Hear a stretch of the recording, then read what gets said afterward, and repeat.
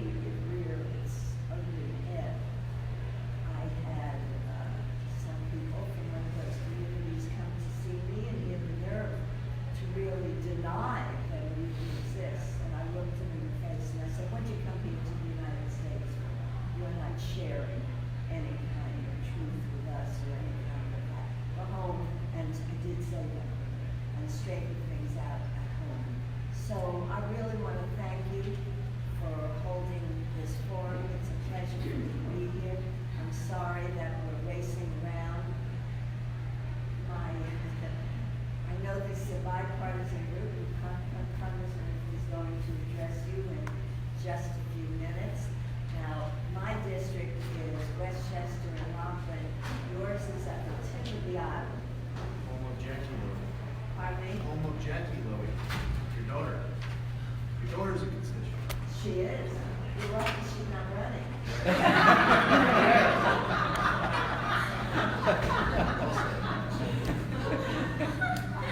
I shouldn't say that, but it's been a major topic because everyone in the community wants it to. So you have to be grateful to her husband. Who's not as supportive as my husband. I'll be gracious and high road down. I don't know if any of you know Jackie Lowey, but she was in the government for quite a few years, and I really came to Washington as the mother of Jackie Lowey. I didn't know who I was, but I was the mother of Jackie Lowey. But the Congressman is doing a very good job out there. Nice to see you. I didn't know, but anyway, thank you very much. Thank you.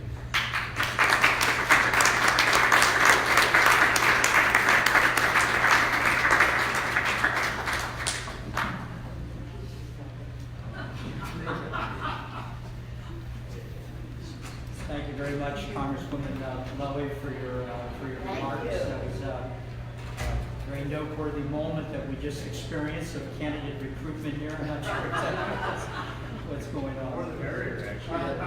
That's true. More folks have come in. I'm glad to see the crowd going. I know what's going on down the hall is certainly going to dominate headlines over the next 24 hours, but I think we can make a strong case that the issue we're dealing with here today, which won't make any headlines today, but nonetheless in the months and years ahead, will make headlines either for ill or for good, depending on whether or not we can finally stamp out this ancient evil. As I said, the USCIRF is a bipartisan commission. Our members are appointed by the administration, the White House, by the congressional leadership of both the House and Senate, Democrats and Republicans. The commissioners have lots of differences on many, many issues. None of them are brought into the meetings we have at USCIRF when we're dealing with issues like this. And bipartisanship should be the rule of the day at a seminar like this. And so we're happy to welcome now Congressman Zeldin, who has been a leader on this issue. You're serving your third term, I believe. Sits on the House Foreign Affairs Committee. He's co-chair of the House Republican Israel Caucus. He currently serves as a lieutenant colonel in the Army Reserves. Did a tour in Iraq in support of Operation Iraqi Freedom. Thank you for your service. He is co-founder of the Congressional Black Jewish Caucus, which I think is a very important group given the history in America between the black community and the Jewish community, who for decades worked together in the struggle for civil rights. You're one of 5 House members to be appointed to the U.S. Holocaust Memorial Council, and Congressman, we're great admirers of yours. We'd like you to share a few remarks with us this morning.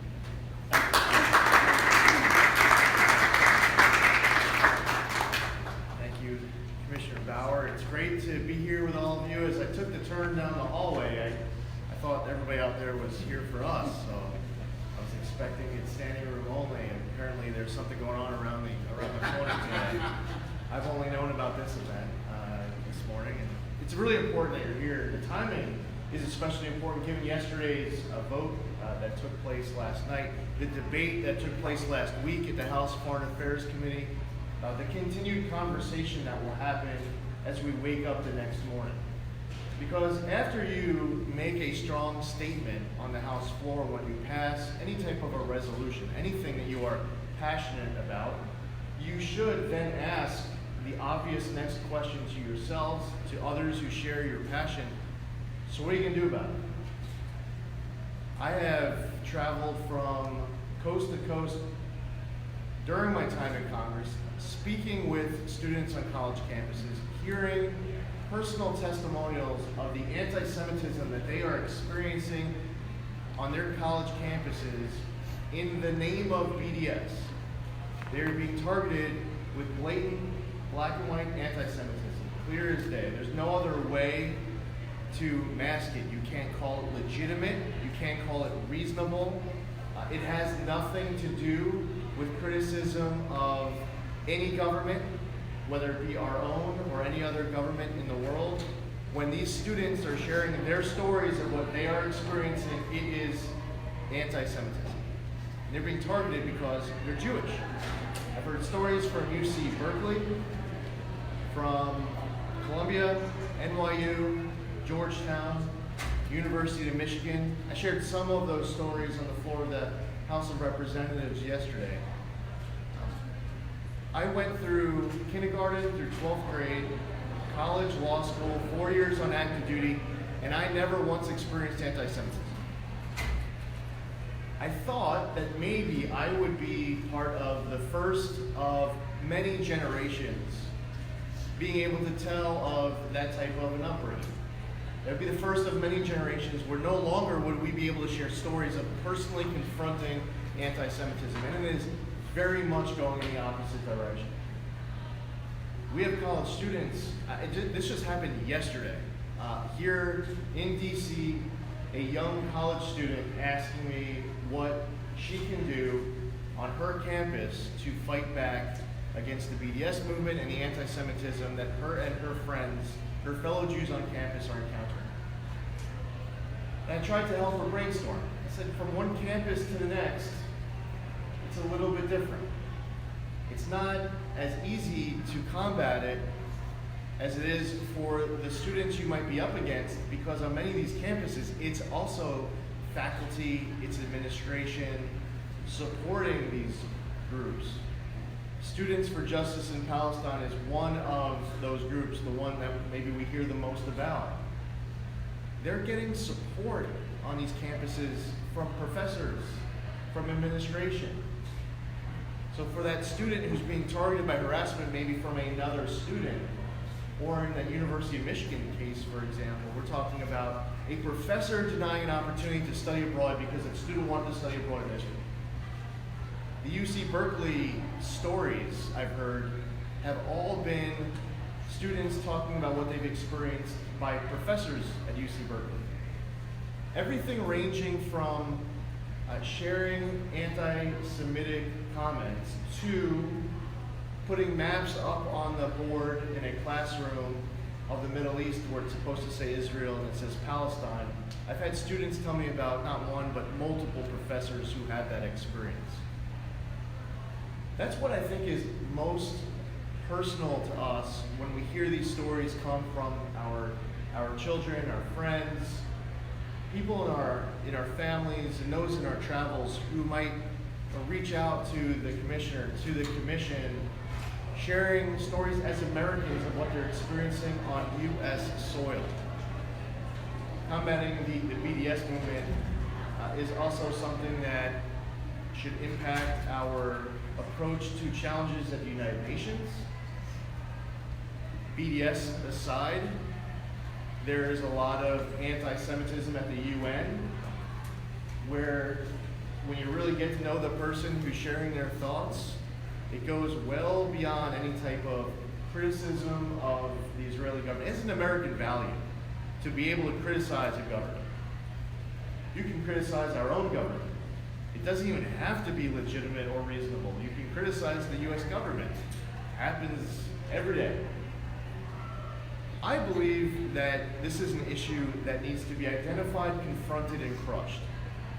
There are other people who believe that it shouldn't be, that as we've seen it infiltrate American politics, that when a new member says something that is problematic, that it could be excused. They're a new member, they're just learning, they didn't choose their words correctly, they've apologized.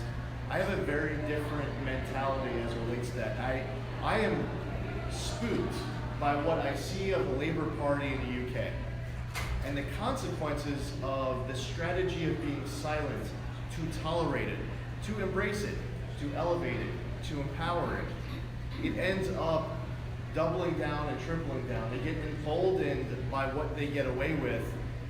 They don't experience any pushback or rationale for pushback, And in their own echo chamber of like-minded people, they start validating it to each other, and they start promoting anti-Semitic thoughts more, anti-Israel hate more, and it grows. There was a story covering yesterday's vote in Politico, and referred to Elan Omar as Minnesota Congresswoman, and referred to me as combative Republican. No bias there, right? I don't come here with any apologies or regrets with my approach to confronting what I see is problematic in the halls of Congress. Last week we were at a House Foreign Affairs Committee. Sarah, who's here on my team, prepared a great 5-minute opening statement, and in all of the prep to get it all perfect, just before I spoke, my colleague from Minnesota spoke, and my speech went out the window, and I felt compelled to set the record straight on a lot of what was being said. It was 5 minutes spent declaring her opening to be honest, to be filled with honesty, yet it did not tell the other 100% of the story of what is going on. And whether we're approaching this issue from the bottom up, from that individual student, rabbi, whether we're talking about challenges at the United Nations, approaching this from the top down, debating the future of Israel's relationship and ways to deal with existential threats around it, whatever approach we have to this issue, we all need to be honest with each other. And I learned one lesson growing up when you're in a circle and everyone is saying, let's say one person says something bad about someone else. And the person who they're speaking bad about is actually a good person. Something that's being said is inaccurate. If someone else in that circle knows but doesn't say anything about it, they validate each other. And you'll start having 3 or 4 or 5 other people around the circle say, oh yeah. They'll start agreeing and nodding. They might walk away from that conversation thinking that what that one person said was true, the whole group, the entire group. However, when one person then speaks out to set the record straight, then you'll have 3, 4, 5 people start nodding and say, and they'll start agreeing with the person who had the courage to speak out and to tell the rest of the story. This is a really big circle that the commission is focused on this issue. But if we're silent and everything that we hear about is being stated in a vacuum without any pushback, the issue is going to get worse. The challenge is going to go greater. What passed yesterday had 350 co-sponsors. It had an almost unanimous vote, which says a lot. It was a strong statement to be made opposing the BDS movement. And I wake up this morning asking myself and my colleagues on both sides of the aisle, what are we going to do about it? What are we going to do to help those college students? What are we going to do to help state and local governments who want more power to combat the BDS movement? There are 27 states that have taken action to push back against the BDS movement. What are we going to do as a body here more than just making a powerful statement? What type of legislation can we pass with teeth? Which is why I encourage all my colleagues to sign a discharge petition on S1, HR 336. This is legislation that has already passed the Senate. This is legislation that, if it came for a vote, would pass with a really big bipartisan vote and would be not just a powerful statement as we had yesterday, but it would also be with teeth doing something about it. My daughters are 12 years old. They have their B'not Mitzvah coming up in November. And before I made my first trip to Israel, they were always asking me, have you ever been to Israel before? And the best that I could come up with, New York Jewish family, they all moved to South Florida. The best I could come up with is no, but I've been to Boca. my family all lives down in South Florida, so that's where the B'not Mitzvah will be at the beginning of November. They're 12. They don't know how much anti-Semitism they, by name, have been targeted with because they're not on social media. And if I dedicated my remarks solely to using them as an example, it would either tear you up or give you goosebumps. It certainly would motivate you. On social media, pictures of my kids talking about marching them off to the gas chambers. Remarks like that. The death threats that come into the office naming my daughters, not me, because they try to affect me, and they know that if they name me, I have thick skin. And it's not easy being a Jewish member of Congress willing to speak up to this, but I'm going to continue to do that. And you being here, knowing that we all have each other's backs in this effort, when you leave here, what you do with your heart and your mind, with your network, with your voice, with your wisdom to spread the word leaving here, I know that those 12-year-old girls should have hope. That as they're going off to college, it's not that far from now. That if we do what we need to do in the next 6 years or so before they get there, they won't have to be sharing the stories that we're hearing right now on college campuses from coast to coast. I hope by the time they have access to social media, that things can calm down and be better by then. It's not going to happen just by me, not just by Commissioner Bauer, not by just one of you. We all need to work together in this fight, whether you're in Congress or out, whether you're Jewish or not Jewish. Regardless of your passions, your backgrounds, wherever you come from, this is a fight that losing is not an option. It must be identified, confronted, and crushed, and I'm honored to be in that foxhole with you in that. Even if the stories call me combative Republican against Minnesota Congresswoman, I'm not going to back down.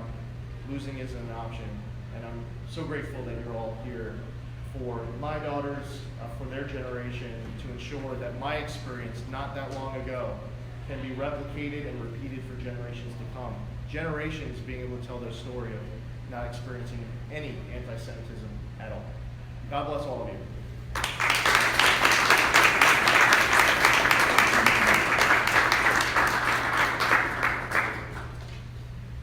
Congressman, thank you very much for those inspiring remarks. Deeply appreciate it. That's, I'm sure you felt the same tug that I did to think that the Congressman's daughters have to be shielded from that sort of hate online right here in the United States. Our commission is the U.S. Commission on International Religious Freedom, but it's hard to not focus on what's happening also right here in the United States. I think it's a good start to have both a liberal Democrat and a conservative Republican member of Congress address this issue. When we look around the world, not only are there coalitions of left and right forming to fight anti-Semitism, sadly, there is anti-Semitism that springs out of both the left and right in various places around the world. So at the end of the day, it is the key battle, I think, of the age. As I was driving over here this morning to prepare for this event and not quite knowing what we would find with everything else that was going on, like probably every one of you, I checked my cell phone for a few things. And I was reminded what I heard the last 2 weeks about the fact that the cell phone we have in our pocket has more computing power than the rocket, the Atlas rocket that took Americans to the moon as we celebrated that anniversary recently. You know, you could go down a long list. We see them every day of these technological breakthroughs. We live in an age of just unbelievable things that my grandparents, my parents would not in their wildest imaginations would have been able to conceive of. And yet at this time when our ability to intellectually make these advances in all fields of human endeavor, we still are wrestling with the ancient evil of anti-Semitism. That's a disconnect that's hard to reconcile. Every time we think we stamp it out, it comes slithering out from underneath its rock again. Look at the great cities of Europe. All the art and all the history, all the culture that you can trace to all those great cities. And yet we read that Jews are being told that it would really be a bad idea to walk the streets of Paris or London or Berlin with obvious evidence of the fact that they're Jews, because it might trigger someone. It wasn't that many years ago in Europe that they were telling Jews they had to walk around with signs on of their Jewishness so that the Nazis could keep track of it. We've seen, as both congressmen referred to, these studies all over Europe, anti-Semitic actions going through the roof. And many of the studies point out the shocking nature of those anti-Semitic acts because they span, the sources of them span the whole spectrum, ideological spectrum as well as social spectrum of Europe. So on the one hand, you do, as Congressman Lowey referred to, you do have populist parties in Europe wrestling with making sure they can get out of their ranks people with a history of anti-Semitism. And then you've got the great Labour Party of Great Britain that every week seems to have another member of Parliament who's a Labour member of Parliament resigning from their party because the great progressive Labour Party can't get the anti-Semitism out of its ranks. It's a bipartisan problem. I think one of the solutions is when you see it on the right, if you're a person of the right, you should take responsibility to call it out. And if you're a person on the left and you see it in the ranks of the left, you should take the responsibility to call it out on the left. As I said a little earlier before some of you arrived, the hearing down the hallway will make a lot of headlines. It should. It's obviously a very topical subject. The subject of this seminar today will make headlines for good or evil in the future, depending or not whether we rise to the occasion and deal with it, whether we're Republicans or Democrats.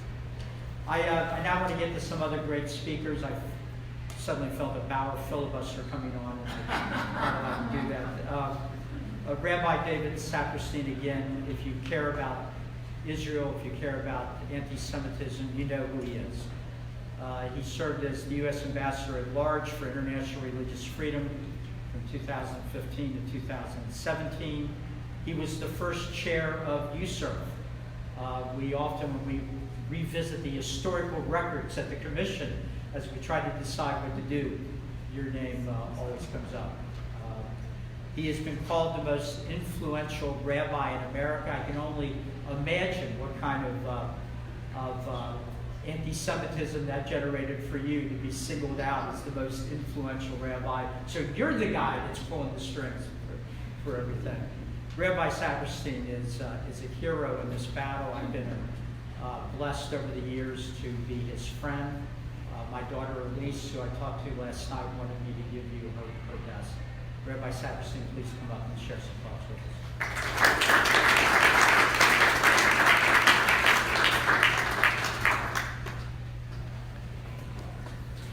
Thank you for your leadership in the commission now, and this is a vital time for the work that you're doing.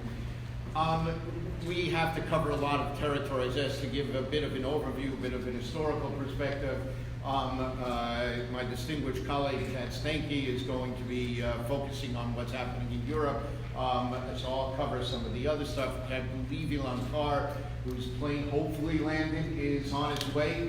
And if so, we have just a fantastic leader here. And like you, I was so deeply touched by that story. Just keep in mind, that form of harassment probably happens thousands of times a year. It's not counted in the statistics. He's not reporting that to the ADL, to the FBI on this. It happens all the time. So the numbers are always an undercount of what goes on, not just against Jews, but against Muslims, against blacks, against LGBTQI, here across the board with hate crimes and hate speech. It is far, far greater and more alarming and pervasive than the numbers, which themselves are of great concern. So I'm going to talk very quickly, cover the territory as best I can. This is an extraordinary moment in terms of the rise of anti-Semitism, other forms of hate crimes and hate speech in the United States across the globe. The internet carries messages that used to take decades or generations to spread across the globe, now go across the globe instantly. The ability to radicalize, to recruit people to forms of expression that are hateful forms of expression is of a different nature today than it was at any other time in human history. So in the Muslim world, we will often find now expressions of anti-Semitic memes that never existed in the Muslim world. I mean, there were problems. They had their own distinct interaction with the Jewish community, but in general, Jewish communities thrived throughout 1,500 years of the era of 600 until, well, let's say, the 1900s. They thrived in a way that they didn't, or let me say, to the 1800s or the late 1700s, in ways that that exceeded and were more tolerant of than in many of the Christian countries in which Jews lived. That was the history with all the problems that exist. But today, the protocols of the Elders of Zion, images from Nazi literature, images that pervade areas of the world that never knew these before. And it's just one taste of the kind of ability of technology to spread and have adopted means and impressions and arguments that are filled with hatred and demonization. We talked about the UN passing, like just the one statistic of the percentage of the majority of resolutions, condemnatory resolutions passed by the UN Human Rights Council year after year after year against Israel. Consider all of the problems of human rights in the world. And that act of singling out one particular state, the Jewish state, for a standard that nobody else has. Racism is the imposition of limitations on a group because of who they were, or the giving of benefits to a group of who they are. So treating a group fundamentally differently to the disadvantage of that group. Benefits that you give to others that you were denied, or imposition, denial of rights and opportunities. This is a completely different standard that rises to the level of anti-Semitism. The Cantor Center for Tel Aviv, which monitors global anti-Semitic acts in 2017, talked about the marked rise of anti-Semitic acts across the globe, although a slight decline in violent acts. In 2018, it showed a slight decline in overall acts, but a significant rise in violent acts.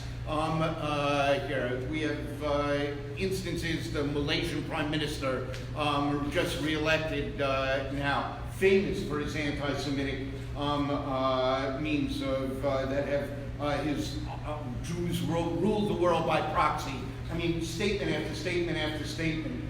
That is part of his history. So on the global level, we face significant challenges. The ADL, the last global index they did was 2014, and just think about what it showed. It showed that more than 1/4 of those surveyed, 26%, harbor anti-Semitic attitudes, representing over 1 billion people across the globe. Only 54% of those polled in 2014 had ever heard of the Holocaust. Obviously, in Europe, it's much higher than that, but enough don't know it in Europe as to be kind of stunningly alarming here. The most widely accepted anti-Semitic stereotypes are Jews are more loyal to Israel than to this country, to the countries that they live in. 41% believe that statement to be probably true. Here, Jews have too much power in the business world and politics. The 11 statements the ADL always asks here in its surveys in the United States and across the globe. Alarming rises in all of that. We'll hear about Europe in a minute. 4 sources of anti-Semitism in Israel. the alarming rise of the xenophobic or hyper-nationalist groups throughout large areas of Europe, but most particularly in the eastern, Central Eastern countries in Europe. So the right-wing groups, the left-wing groups, the connection with anti-Zionism, anti-Israel at the base of much of that animus, the new Muslim communities that have come in which there is real tension. And it's not just about Israel. I mean, a lot of the attacks that happen on the street that you read about come from the Muslim immigrant communities coming in, and the secular forces that are attacking halal slaughtering and kosher slaughtering and circumcision here affecting the Jewish and the Muslim community so deleterious. So you have the confluence of all of those. I'll let Tad and Elan pick up on that. So finally, in the United States, you have the same kind of pattern I indicated before on a global level with the Cantor statistics. So too with the ADL's statistics. You heard 1,879 ADL documented acts of anti-Semitism, a slight decline from the year before of 1,976, 1,976 acts, but the number of violent acts doubled here, and even those two are the second and third highest since the ADL started keeping statistics over that. So there's been this alarming expansion that we have seen in the United States. But if you eliminate Tree of Life, the most vicious, deadly anti-Semitic attack in the history of the United States, it's still double the number it was, the violent acts 2 years ago. So this is an enormous increase that we are seeing here. The ADL indicates that of the 70% of the 427 killings done by extremists in the United States since 2008, that almost all were done by right-wing, 70% were done by right-wing extremists. In 2018, only one was done by an Islamist extremist and the others by right-wing extremists.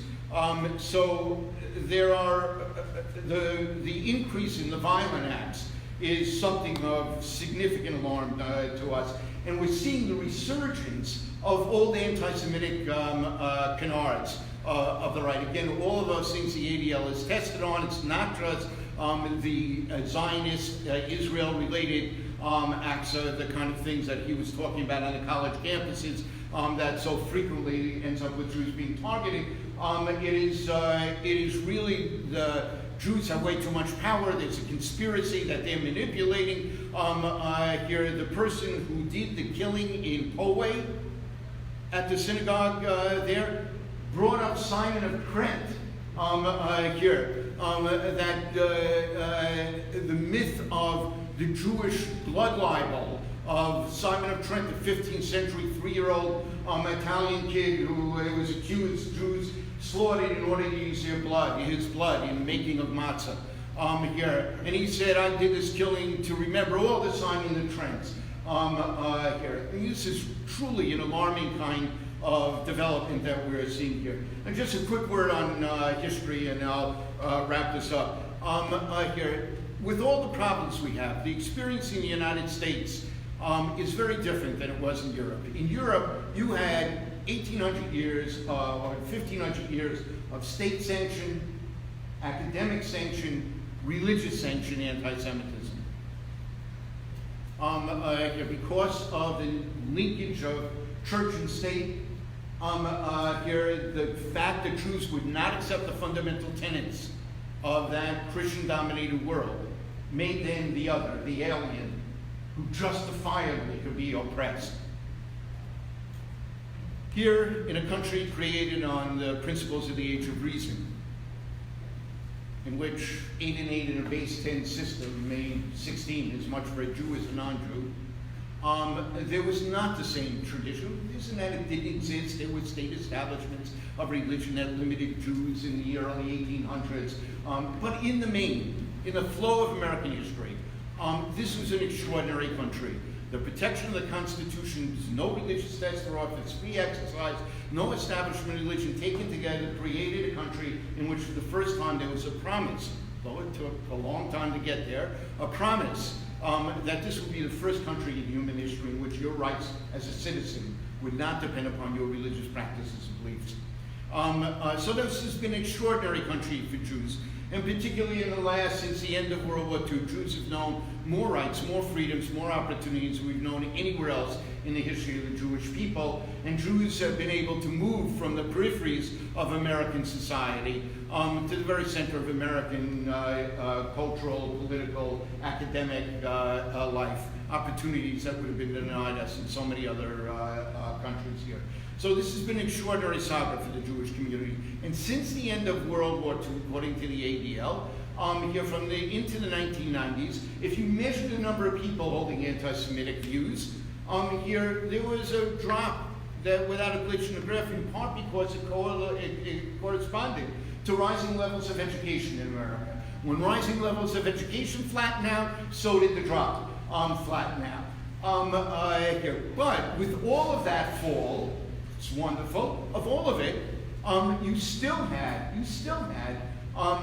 here today 12% of the population holding anti-Semitic attitudes, which is 34 million people holding that. There are so few acts traditionally in the United States, which used to be measured in the hundreds, and almost all of them, harassment, desecrations, very, very few violent acts out of 330 million Americans, with something extraordinary in and of itself, although never should a single act be treated with silence, whatever political party whoever is promulgating it. So this has been extraordinary for us. But we're all in this together. In the end, hate speech, hate acts, no group will be safe unless all groups are safe. I think all of us recognize that. There are more acts against Jews than there are against any other religious group, double the number again, Muslims at number 2, but far less than there are against African Americans in the United States. And hate speech and hate crimes are not just crimes against individuals. They are crimes against America, against the promise of America. They are done to tear America apart. And the best response is exactly what this is all about. Across party lines, across religious lines, across ideological lines, to say that has no place in America. I've been proud of the response of the religious community in the face of anti-Semitic acts. Stood together to not just to denounce them, but to clean up cemeteries, to undo damage to synagogues, to open up worship space where arsons have taken place. Jews have done that for Christians and Muslims, Muslims and Christians, Hindus and Buddhists have done it for Jews. That is what America is all about, and we're not going to let anyone tear us apart again.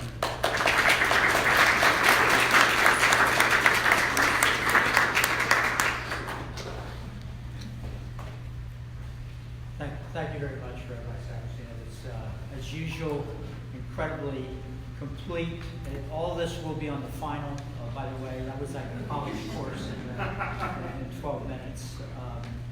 As you probably know, you mentioned that America was founded on the Age of Reason, but it also was founded by founders who were restorationists, they were called, who believed that the Jewish people should be restored someday to their homeland, and I'm finding out more and more about how they relied on their understanding of the Torah or Old Testament as well as the New Testament, and finding some of the most important ideas that undergird the American Republic. The main one being that all men are made in the image of God, and because they're made in the image of God, they have dignity and value and worth, which is something I hope will inoculate us in the years ahead with some of the evil we're seeing. But thank you very much. I want to now introduce to you Tad Stahnke, who is directs the U.S. Holocaust Memorial Museum International Educational Outreach. We talked briefly before the event began about again the things happening in Europe. He was previously program director at Human Rights First, and served time, I don't mean it to sound quite that way, but worked in the past as a policy director at USCIRF, and we appreciate that work, the years that you were there. You probably know the story that then General Eisenhower, when American troops were liberating the camps, the concentration camps, ordered that people go with the troops with cameras to capture the images. Because he said, I'll guarantee you some SOB will come along someday and deny this even happened. Well, he was right, except it's not just a SOB. There are whole organizations. There's even a nation in the Middle East built on the idea that the first Holocaust didn't happen while it threatens the second. So I'm looking forward to hearing your comments on just how deep this problem goes.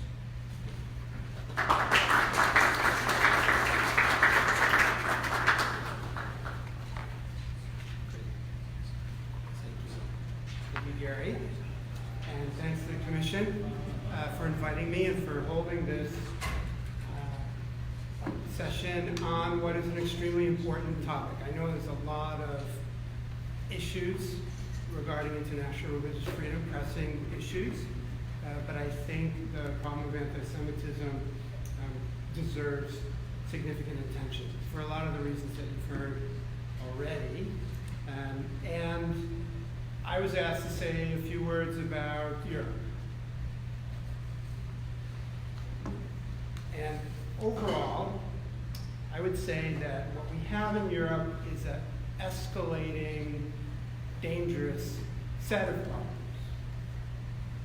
Inside a Europe that is politically, economically, demographically much more turbulent than in the last 25 years. So, dangerous anti-Semitism that manifests itself in different ways. David mentioned 4 ways in which it's manifesting. And it's occurring during a period of time when Europe is beset by a financial crisis that they're still recovering from, especially politically, a crisis in unity in the European Union with the rise of Euroscepticism, a crisis over migration, where you have influx of mainly Muslims from the Middle East, from Africa, from South Asia. Incredible political turbulence about how to deal with that across Europe. And rising political extremism. The center-left and the center-right, the traditional bedrock of European politics, is in many countries collapsing. So far, much of the growth has been on the far right, but also on the far left. And if we think about history, economic turbulence, political extremism, identity crisis, demographic shifts, this is a bad cocktail for those who are vulnerable groups who can be charged with being behind these major forces that are wrecking society. And Jews are typically the ones who are identified as being the cause. And you see this throughout Europe, coming from all different sides of the political and demographic spectrum, that Jews are responsible. So I wanted to start just with a couple of surveys. We've had some major surveys of Europe. They're very helpful. If you're really interested, I suggest you look at them. First, looking at the perception of Jews. Right? It's important to look at the perception of the target of hatred and to see what they're thinking. The Fundamental Rights Agency conducted a big survey, which they released in 2018, of Jews in 10 or 11 European countries. 90% felt that anti-Semitism was growing in their country. 90% cited the problem areas as being online, but also over 70% cited public spaces, the media, and politics as places where they confronted anti-Semitic acts. The most common anti-Semitic statements that they came across at the top of the list was that Israelis behaved like Nazis towards Palestinians, also that Jews have too much power and Jews exploit the Holocaust for their own purposes. Some 30% of respondents, so 30% of the European Jews that they talked to reported being harassed. And someone had mentioned this before about the difficulty of understanding hate crime statistics. 80% of those who had experienced harassment did not report it to anyone, because they felt that nothing was going to happen. That was the predominant motivation for not reporting. Nothing is going to happen. We don't report it. This is common with hate crimes, and you see it here as well. Most alarmingly, a third of respondents said that they avoided taking part in Jewish events or visiting Jewish sites because they were concerned about anti-Semitism and their safety. One third of European Jews feeling that. It's quite extraordinary. And the same proportion had considered leaving. So from the point of view of the perception of Jews, anti-Semitism, major problem. A third not wanting to participate in Jewish events, a third considering leaving. There's another study by the European Commission looking at the perception of Europeans, not just European Jews, but they interviewed 25,000 Europeans from all EU member states about their perceptions of anti-Semitism, also quite alarming. So not just European Jews, but Europeans as a whole think of anti-Semitism as a big problem. Half of those Europeans who they spoke to thought that they were given a menu of anti-Semitic problems, examples, and half of them thought that more than half of those examples were a problem in their country. Basically, it means that they're identifying these anti-Semitic ideas they see as a problem in their own country. Holocaust denial topped the list. Was considered to be the most pernicious problem, followed by anti-Semitism on the internet, graffiti, vandalism, expressions of hostility, and threats towards Jewish people in public places. And this was concern across the board in both Western and Eastern Europe. Finally, CNN had a big survey. People were probably familiar with that. They talked to 7,000 people from 7 European countries. And they found quite a large number of people identifying with anti-Semitic statements, right? More than a quarter believe Jews have too much influence in business and finance.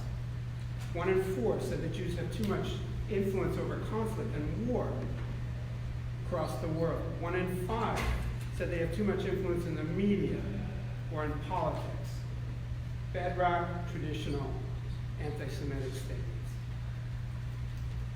30% agreed that Jewish people use the Holocaust to advance their own goals. So these are quite deep-seated, pernicious problems. What is going on? I wish I could take 2 minutes and tell you really what's going on. But it is a set of problems, right? Anti-Semitism, expression of anti-Semitism, as you've heard today, it's true in Europe as well, come from across the political spectrum. Much of the most violent, lethal, anti-Semitic acts perpetrated by individuals who have a Muslim background, heritage, and who also purport to be promoting some Islamic notions. It's an excellent study called Jihad and Death, Olivier Roy, who has looked into the biographies of those who committed terrorist acts in Europe, and some very surprising findings about what is motivating people. It's not necessarily what you would think. It's not so much about the Islam as about generational conflict expressed through violence, motivated by radical ideas. So you also have, which has been mentioned, virulent anti-Semitic hate speech, including Holocaust denial and distortion online through a variety of sources.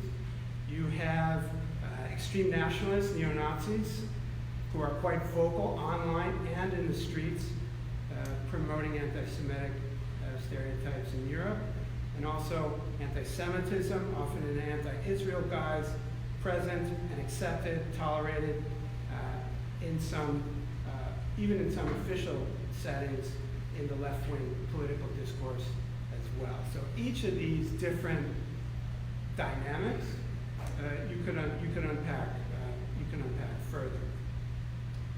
I wanted to say a couple more things. So one is that in many countries, France in particular, but also in Germany, as well as other Western European countries, the governments of these countries have, over time, since 2000, identified anti-Semitism as a problem of discrimination, of hatred, and have tried to do something about it.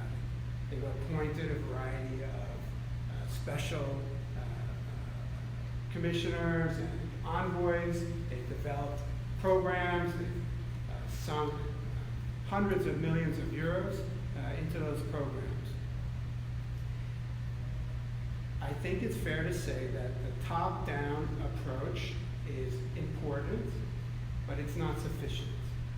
There's something that also is happening in society itself that is contributing to the persistence of these problems, and it's only going to come through education and working within civil society that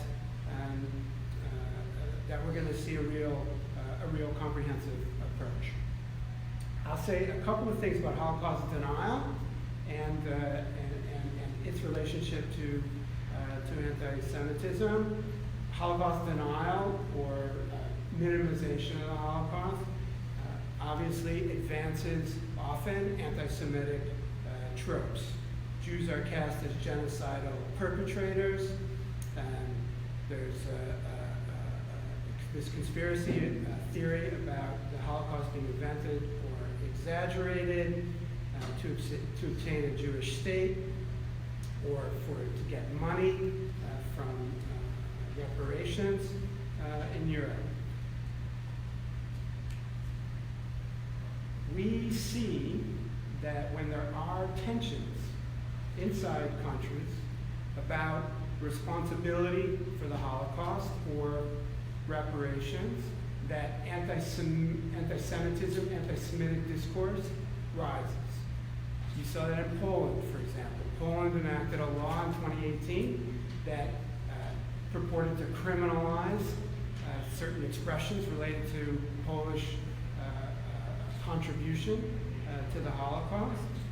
And there was an enormous rise in anti-Semitic statements in the mainstream press and from some political figures in Poland, not seen since the 1960s. So the Holocaust, discussion about it, tension around it, draws out anti-Semitism. And it's not just in Poland, it's in other countries as well. Even in France, for example, the response, the strong government response to anti-Semitism, the strong promotion of Holocaust education, leads some to believe that that only confirms conspiracy theories that Jews are in control of governments. Sort of damned if you do, damned if you don't.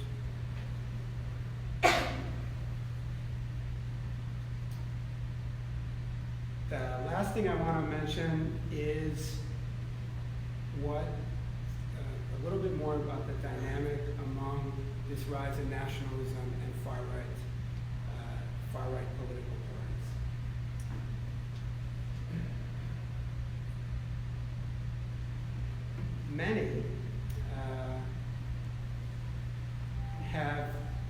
Many of these parties, and Gary mentioned it a moment ago, have sought to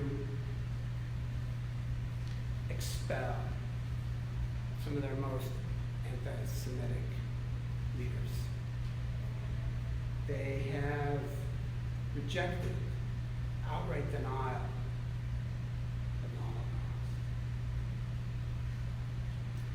But at the same time, they have promoted a kind of rewriting of history.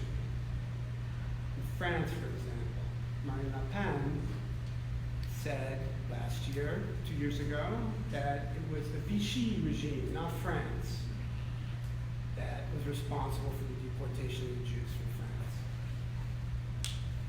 What she was doing was unwinding 25 years of French acceptance of responsibility for what happened. In Germany, Alternative for Germany Party, #1 opposition party, is saying that not that the Holocaust didn't happen, but that it was a speck of bird shit on 1,000 years of glorious German history. This is what one of their leaders said. This is #1 opposition party in Germany. So it's not outright Holocaust denial, it's more distortion, questioning. Maybe we should have a different approach to Holocaust memory because of that. And we're not going to accept some of them of blatant anti-Semitic stereotypes out of the mouths of our leaders. While at the same time understanding from many of these ADL surveys that in their base is blatant anti-Semitism.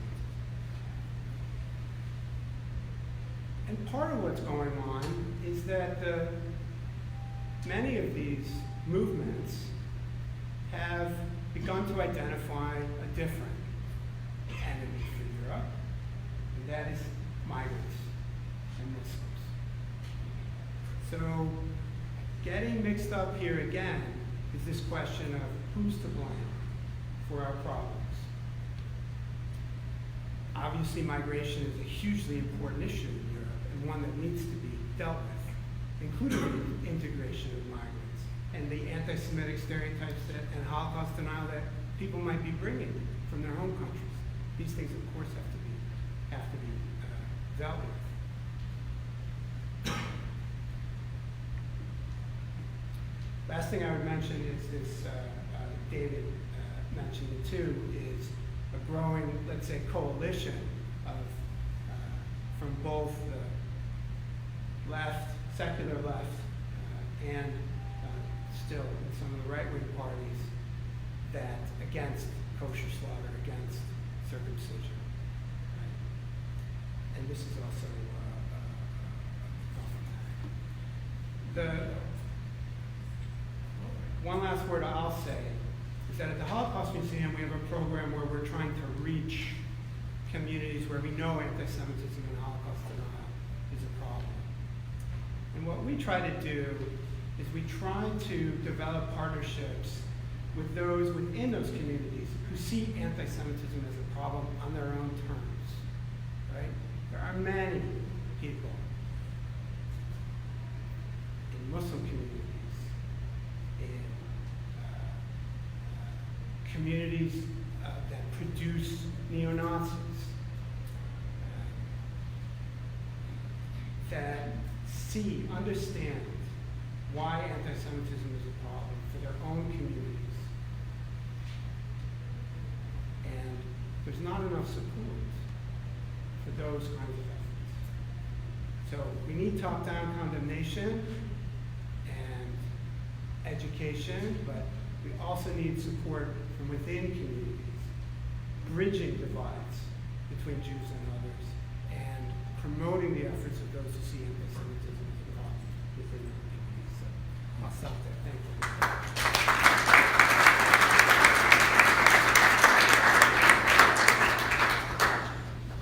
So we have perhaps a little time for a couple of questions. If some of you have to slip out, don't feel embarrassed about that, but I hate to let the gentleman go without having that opportunity. I was going to ask an opening question, but I don't think people need to hear from me, so why don't you get your hand up? Sure. Sir, could you identify yourself? Yes. My name is Mike. My name is Mike Gauss. I'm with the Center for Pluralism. And I'm glad to be here. I just want to share that one way of combating anti-Semitism is through education. And in 2006, when the United Nations announced the Holocaust commemoration, we were the first Muslim groups in Dallas, Texas, started the Holocaust and Genocide commemoration. We've been doing this for 14 years. The whole purpose is education. To bring people from atheists to Zoroastrians in it, so all of us can understand, as Gary, as Mr. Dad had said, that if it affects one, it affects all of us. And I believe if this can be taken to Muslims, Hindus, by the way, the right-wing Hindus in India believe Hitler did the right thing. And we need to take this education out. We'll be happy to continue working with. The first program we did on Holocaust was with Mr. Elliott when he was the director of Holocaust Museum in Dallas. Together we did this, and we have been doing this for 14 years. Education changes people's minds. When they see what the Jewish people have endured over thousands of years, they develop the empathy. There is an empathy there. Thank you very much for that. So I just wanted to share that. I want to compliment Mike. He's been a real leader on this. His new book that is out. Here, I think you will find very helpful. You have it with you. This book is called The American Muslim Agenda. In that, chapter 3 starts with apology to Christians and Jews. There are 3 verses in the Quran that have been deliberately mistranslated by some of the Muslim scholars in the 20th century to create ill will between Jews and Muslims. I have torn those scholars apart, and of course I'm going to get some reading for that, but it has to be told, and most Muslims are agreeing to that it was wrong to have mistranslated. Thanks so much. Thank you very much, sir. We were going to take some more questions, but I see that Elan Carr has just arrived. Probably just landed at Reagan Airport. If you could stay a few more minutes, it'll be worth your while. Elan Carr serves as a special envoy to monitor and combat anti-Semitism. He advises the Secretary of State and is responsible for directing U.S. policies aimed at countering anti-Semitism throughout the world. There are many other things to say about you, including your service in Iraq. Given our time constraints, and I know he'll have valuable things to say, if there's only one other thing I can say about his bio, he led U.S. soldiers in the lighting of Hanukkah menorah in Saddam Hussein's palace. Now, I think that's pretty well, you peaked right there. It's all downhill. That's all downhill. That's right there. We'd love to hear you share a few things. Thank you so much, Commissioner Bauer. And let me apologize, my flight was canceled. I was supposed to be here an hour and a half ago. Second time this trip, my flight was canceled. Should go to Las Vegas. It's all anti-Semitism. Exactly. It is really a pleasure to be here, and I'm first of all such an enormous fan of what USCIRF does. Anti-Semitism is, of course, different than religious freedom, but the two are inextricably intertwined. Where there is anti-Semitism, Jews cannot freely be Jews and practice as Jews. And so the two issues are related, which is why at the ministerial level conference on religious freedom, anti-Semitism played a very central role, both in the speeches of the Vice President and the Secretary, and in panels that I led and others. So thank you, first of all, to you and to the Commission for everything you do. And to my colleagues, it's a pleasure to be with you. And I'll just, because we're at the end of our time here, I'll just be very brief and say that we meet at a time of dramatically increasing anti-Semitism throughout the world. That is a shocking fact. It has been less than 75 years since the crematoria of Europe stopped operating. And yet, in Europe, we see attacks on Jews in the streets, vandalism of Jewish properties, anti-Semitic hate speech expressed in the most unvarnished and shocking way. Hitler reputedly said in one of his infamous statements in the bunker in his last days, in 200 years, all of this will be forgotten and they'll be back to killing Jews. It's a sad fact that perhaps he overestimated the ability of the world to refrain from this ancient and relentless hatred. It's not only here. We see in the Middle East textbooks in our allied countries that inculcate Jewish hatred in children. This is mass child abuse, in addition to poisoning an entire generation against the Jewish people. And here in the United States, we're not immune. We've seen the campuses boil over in anti-Israel hatred. We've seen Jews attacked in Crown Heights, Jewish assets vandalized, even in Brooklyn, even in New York. I just met yesterday with security professionals, including a prosecutor and a detective of the Bergen County prosecutor's office, about security for Jewish facilities in Teaneck because there were vandalisms and anti-Semitic incidences. And then of course, we had the horrific attacks in Pittsburgh and Poway. I believe Charlotte Kay is here. Where are you? Charlotte is, maybe she had to leave. Charlotte is the niece of Lori Kay, blessed memory, who was murdered in Poway. I had the unfortunate task of speaking at the funeral of Lori in Poway, who was murdered in synagogue on Shabbat because she was a Jew. 6 months to the day after 11 Jews were murdered on Shabbat in synagogue because they were Jews. And this is in the most philo-Semitic country in the history of the world. And it still is. For all the problems we have here in the United States, we still are the most philo-Semitic country ever. And even here, we're seeing this venom, this poison boil over. Then, of course, you look at institutions of the UN and social media, which is boiling over with anti-Semitic hatred. The sources of this poison are three: the ethnic supremacist far right, the Israel-hating radical left, and militant Islam. These are three disparate sources who, by the way, should hate each other more than they hate anything else on earth.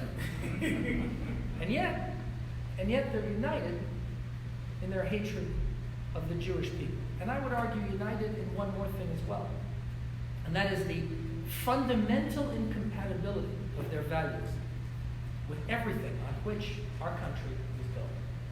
And that's why this fight isn't only about protecting Jews, although, my goodness, if that were all, it would be enough. To protect the most persecuted minority is reason enough to do it and spare no effort in doing it. But it's not only about protecting Jews, because the ideology that comes with anti-Semitism is destructive. Anti-Semitism is truly history's greatest barometer of human suffering. President Trump calls it a vile poison. And it is a vile poison because every society that has imbibed it has rotted to its core and produced human misery to a level that defies description. That lesson does not need to be taught in Europe. And so this is really a fight for our lives, a fight for our country, and a fight for our future. One thing that we are absolutely determined not to do is rank or prefer different kinds of anti-Semitism for focus. We are in a hyper-polarized climate, and the weaponization of anti-Semitism by some does deep injustice to the fight that we all should share. And so to say that anti-Semitism is a problem on the other side, which you hear some people say, is wrong. It's a problem on every side. And we've got to acknowledge that, and we have to fight it as one. The fact of the matter is, who cares where it comes from? Jew hatred is Jew hatred. And whether it's dressed in the clothing of the ethnic supremacist right, of the Israel-hating radical left, or militant Islam, it is wrong, it is evil, and it is despicable. And that message, by the way, in addition to being morally right, has the added benefit of bridging gaps and bringing people together, which is so urgently needed at this time. When I speak to audiences that have a particularly strong political perspective one way or another, I always say, isn't that something on which we all can agree? Jew hatred is Jew hatred? And what I find is when you phrase it that way, people say, you know what? On that we can't agree. And that's a very important point. A brief word on the anti-Semitism of the Israel-hating militant left. This is very important to mention because unlike the anti-Semitism of the far right, this kind of anti-Semitism that clothes itself in the language of Israel hatred and anti-Zionism is gaining widespread acceptance and is now something that can be expressed in polite and impolite company. And it is very important to say and to remember that anti-Zionism is anti-Semitism. And there's a reason for that.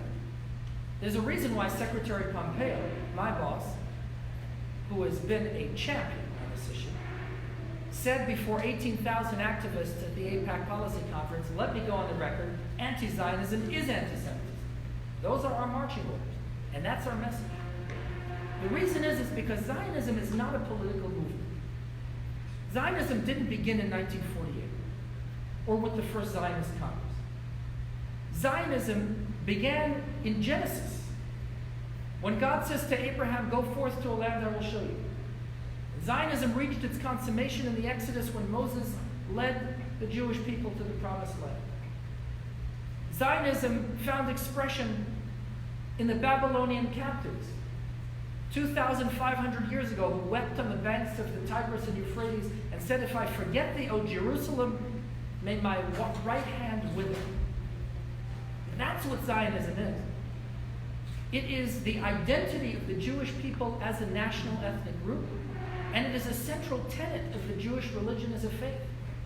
To expect Jews to divorce themselves from Zionism, or to exact a price of students that they may learn what they learn in university and go unmolested, to exact the price that they have to abandon a core feature of their identity, namely Zionism, is no different than exacting the price of Jews that they abandon Shabbat, or keeping kosher, or any other intrinsic core aspect of what it means to be Jewish. And yet that is exactly the price students are asked to pay today on the top college campuses in the United States and overseas. Israel is a third rail. The Consul General of Israel in New York, said that the Israel haters have turned Zionism into a four-letter word. Now that's not a political viewpoint. That's a violation of the law. Jews are a minority that are entitled to protection and are entitled to have an educational climate that is not hostile and that is free of discrimination. And so it is very, very important to remember that this has to be combated no less than the others.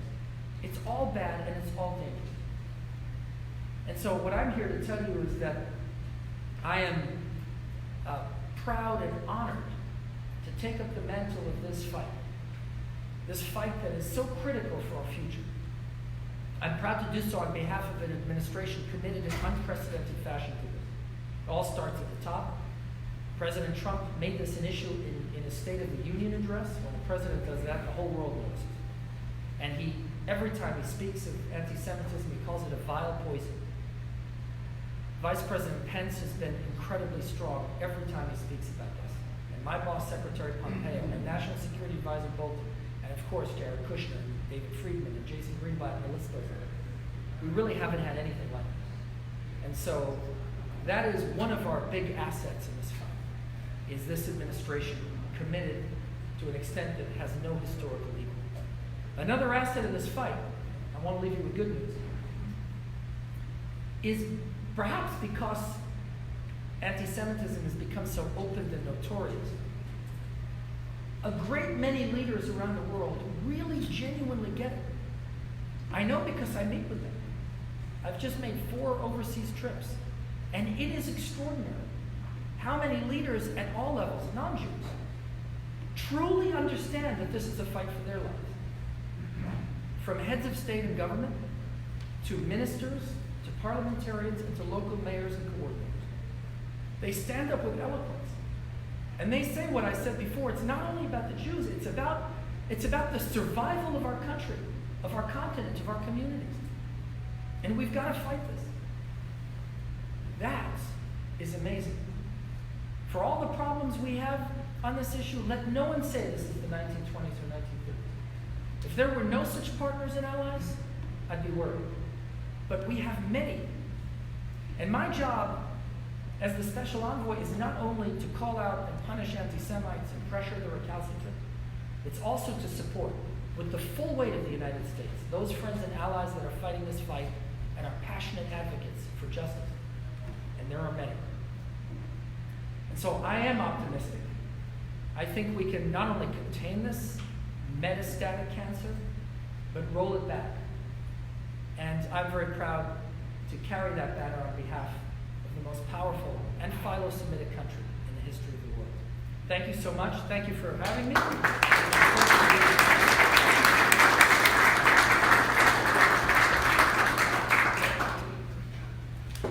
Well, that's probably the best summary we could do of this morning. We're a little bit over time anyway. I would encourage anyone who wanted to stay and ask some questions, and perhaps our guests could linger a little while and answer them personally. I want to again thank all of you for being here. You obviously made extraordinary efforts this morning and still made it. I remember a couple of years ago on the lawn of the White House, a member of the White House press corps ran into a couple of tourists, and they asked this a woman, given her long years of experience, what was her answer to solving the problems of the Middle East, and she responded, well, that's simple. The Jews need to go back to where they came from, Germany and Poland. And I remember being in my office and seeing, what's that? Elan Thomas. Yes. Thank you for may your name live in infamy. So I recall being in my office and seeing the story break, and I grabbed my Bible, thinking I might have forgotten the stories of Abraham, Isaac, and Jacob and their formative years in Berlin and Warsaw. But there weren't any stories because half of American Jewry, in fact, is where they came from in the Holy Land that was a covenant land given to them. So we have heard many perspectives today. I think this has been a great seminar. I want to thank my colleagues at USCIRF for all the work they did to put this on. For those of you that work for members of Congress, I know everybody's got multiple issues you have to handle for your congressman or your senator. I would just encourage you that to the extent you can carve out more time with your member of Congress to make sure, Republican or Democrat, that this is one of their priorities. That will be something that you will be proud of for the rest of your lives. Look forward to more events like this on Capitol Hill. Again, thank you on a busy day for being part of this event.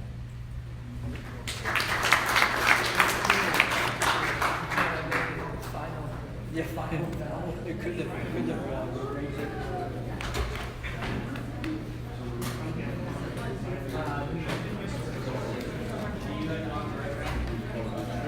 Yeah, you saw that? Oh, yeah. I have 3 things to share. I was mistaken. Yeah, New Jersey, and actually great event.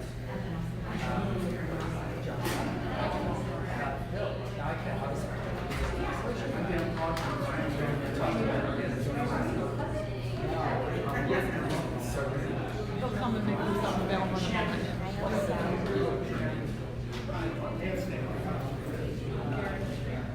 We have a line here to speak with, all right? Hi, how are you? Fantastic.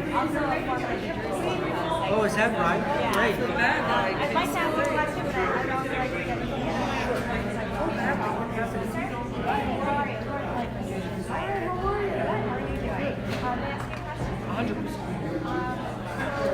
$100%.